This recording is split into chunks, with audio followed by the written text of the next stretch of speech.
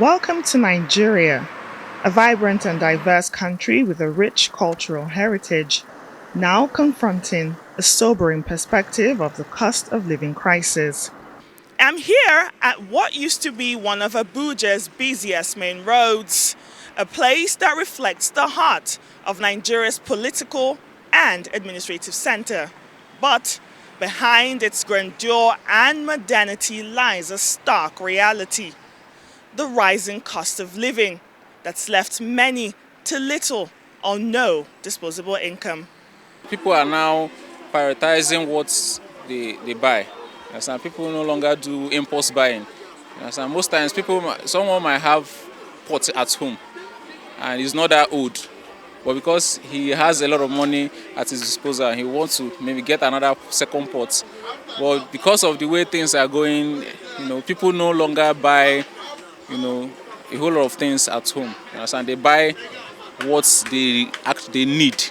What you've just heard is a result of record high soaring inflation in Nigeria that's made everyday items like food, fuel, and housing increasingly unaffordable. Let's take a look at the key factors contributing to this crisis. During the COVID, the idea was that the COVID pandemic basically contracted our economy. That coincided with the Russian-Ukraine war, which had impact, especially inflationary trend with food and all that supplies. Beyond those external factors, a large chunk of the cost of living crisis are recent. One, of course, we have the perennial either farmers conflict and how it affects food supply and increases food prices. On quarter by quarter, we see increases. Then the removal of fuel subsidy had massive impact because it also affected cost of transport, which is a very large percentage of household spend. Increased transportation costs, lack of efficient public transportation are among the daily challenges Nigerians continue to face. This is evident at the Otako Motor Park, where there's an obvious reduction in the amount of travelers boarding cars that go across the country. Before we run from Abuja here to River State, 15,000. But now it has increased to 25,500 from Abuja to River State. Some come out to come and join vehicle to go, but the price will not suit them. They'll go back due to the price change. Small businesses, the backbone of Nigeria's economy, are also facing immense challenges.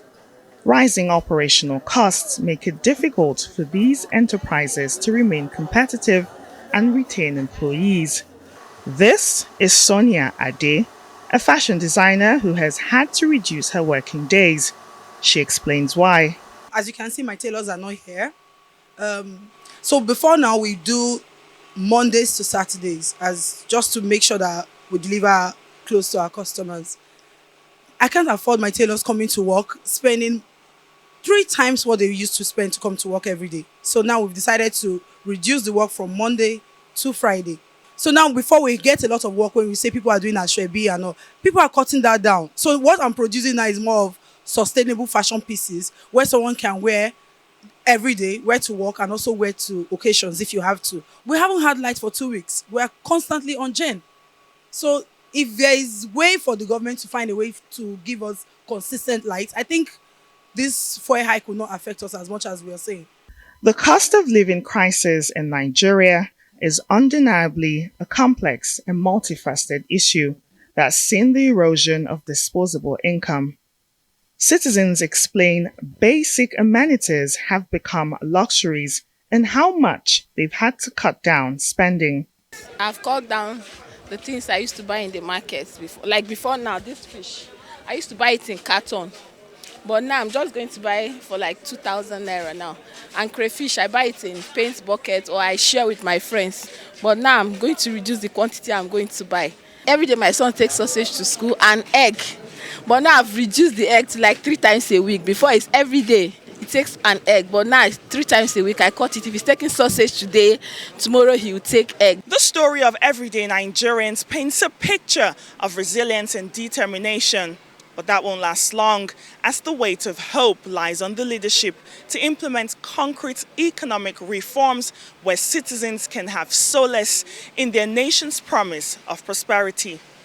Nkechi Nana, Arise News, Abuja.